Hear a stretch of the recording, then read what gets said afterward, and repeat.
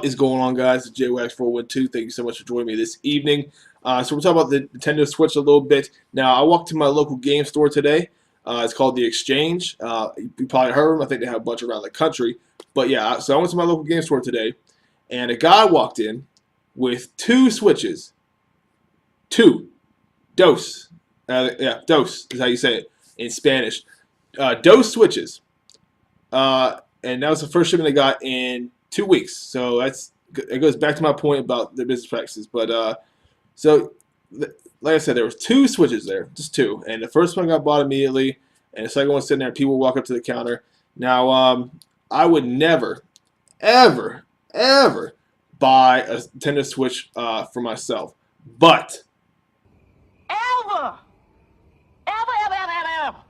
I hate nothing more than scalpers. I think they're the scum of the earth, and people are selling the Switch for $600-700 online, and Nintendo is directly responsible for this, for not meeting the demand of their consumers and not putting enough product out there in stores. It's like I said, it's false inflation, whatever I said it was. That word was, artificial inflation or artificial shortage. God damn it. Artificial shortage, make it seem like you send 2 or 3 each store, so it sells out like that, and then it seems like you can't get anywhere, and you can't get anywhere. It's sad because the people who really want the system can't find it. They can't find it. So, like I said, I would never buy a Switch for myself, but I would buy it for somebody else. And there it is. Why the fuck would he say that? The Nintendo Switch. $299.99.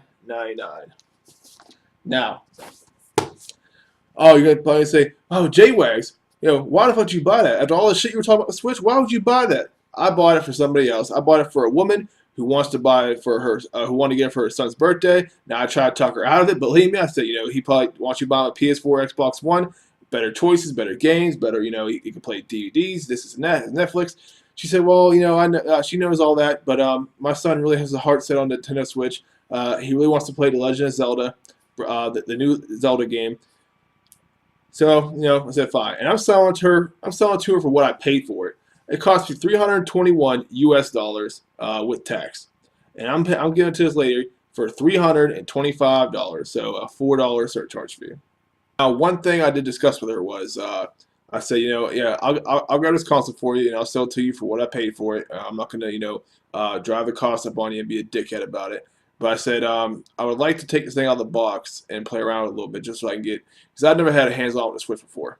I know I talked a lot of shit about it. I've watched plenty of videos. I've read plenty of information about it. But I've never had a hands-on with it. I have no games for it. But, I wanted to mess around with the interface a little bit and check it out. So, and she was fine with that. So where I put it back in the box, everything seemed like it's never been touched, and she can wrap it for a present or whatever. So, here it is. Here, get that glare.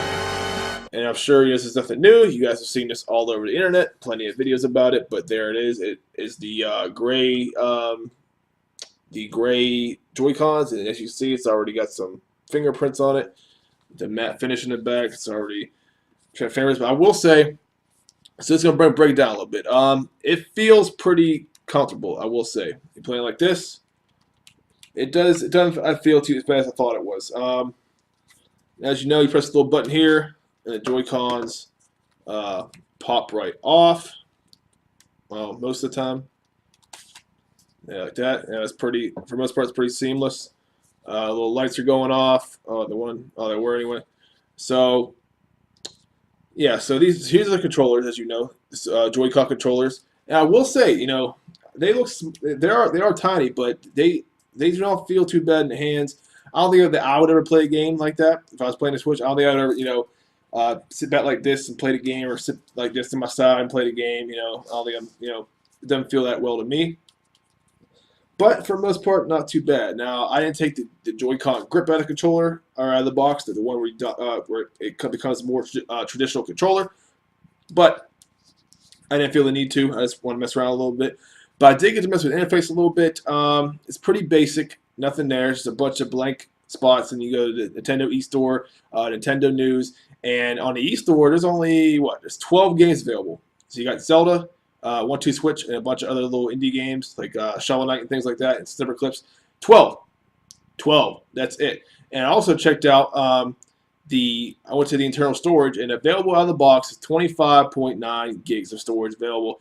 Legend of Zelda, if you download that off of the Nintendo eShop, that's 13.9 gigs.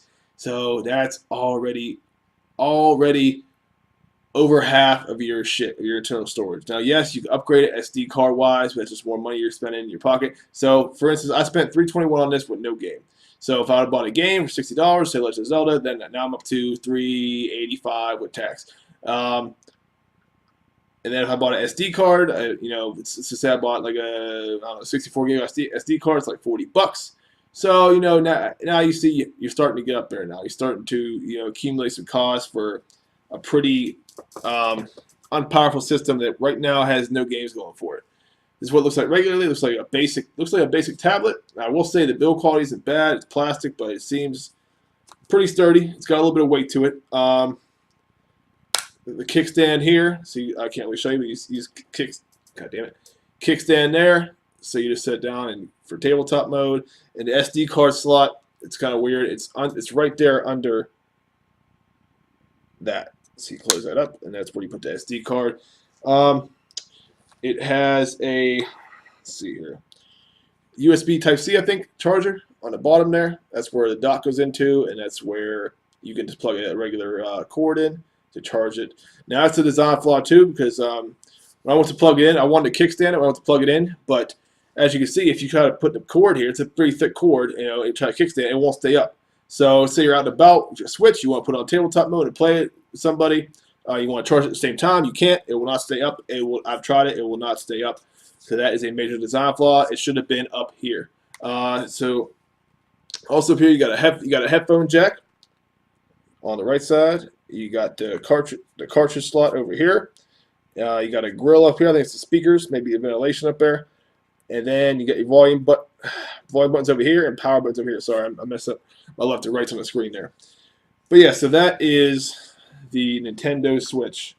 And trust and believe, I'm not keeping this thing. This thing will be gone by noon tomorrow. So I'm meeting the lady at lunch where I work at downtown, and it will be gone. I have no interest in it whatsoever. Oh, I thought I would hear it click. It usually clicks when you push it down in this spot. That's weird. Maybe it did click. I just can't hear it because I got headphones on. But yeah, so that is the Switch. Perfect, huh? One thing I want to talk about was something came up recently that Nintendo Switch games, the third-party games, so the games are coming to all platforms, and they do have some. They're going to be coming for PS4, Xbox One, and Nintendo Switch. It's been confirmed today, and those games are going to have a tax on it, basically. So the developers are going to charge Nintendo a surplus charge to port their games from a CD basically to their cartridge and make it accessible on their system, because there's a lot they got to do to compress it and things like that. So they're going to charge them a $5 to $10 fee to put the game on their cartridges and their lineup, and Nintendo wants the game, so they're going to do that. But Nintendo's not going to bite. Is it going to bite the bullet and they're not going to bite the charge of that? So what that means is, let's say the next multi-platform game is $60. It's either going to cost $65 or $70 on the Switch. Yeah, you heard me. It's going to be an extra $10 or $5 to $10, and it also applies to digital downloads because they don't want to piss off retailers like Walmart, Target, things like that, who's going to sit there and say, "Why are we paying $70, but it's not available in the store, brand new for $60?" So that is fucking ridiculous. Again, I say, fuck you, Nintendo. Oh, yeah, no, you know what? No, yeah. Yeah, we can't give you your money back for that. Yeah, no. Yeah, no. Yeah, no. Yeah. One more quick thing I want to talk about real quick. I didn't play any games on the Switch. I'm not buying any games for the Switch. But I watched a video, like a trailer of Mario Odyssey, whatever it's called.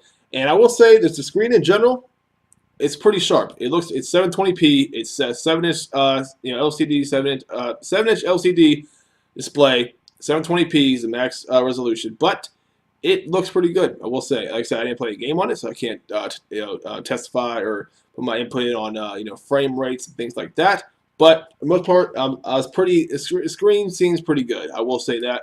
I still fucking hate it. Believe me, I fucking hate it.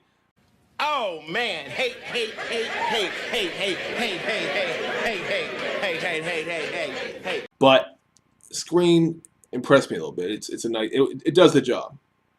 But that is it for this video. Thank you so much for watching. If you enjoyed this content, like, comment, subscribe if you're not already. All that bullshit. My next video is going to be, I'll probably upload it tonight as well, maybe tomorrow morning. But I just finished season 3, episode 3 of The Walking Dead, Telltale's Walking Dead. For those who are my Walking Dead fans out there, my horror fans, I'm going to share some of that gameplay with you and some of my thoughts and impressions. I'm not going to spoil anything of the story, but that's one of my favorite games, my favorite story-driven games of the past couple years. I played through 1 and 2. I love it, and that's what we'll be talking about next time. But that's it. Thank you guys so much for watching. I'll talk to you next time. Thanks.